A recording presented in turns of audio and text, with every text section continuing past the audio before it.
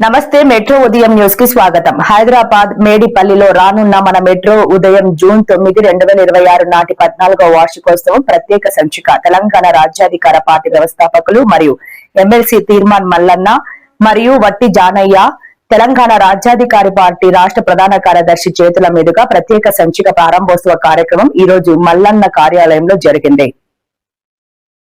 ఈ కార్యక్రమంలో మన తెలంగాణ రాష్ట్ర in charge Srihari, Medchal Malkajgiri in charge Lakshminarayana, Malkajgiri division in charge Nagarjuna Reddy మరియు మన మెట్రో ఉదయం స్టాఫ్ మరియు విలేకరులు పాల్గొన్నారు.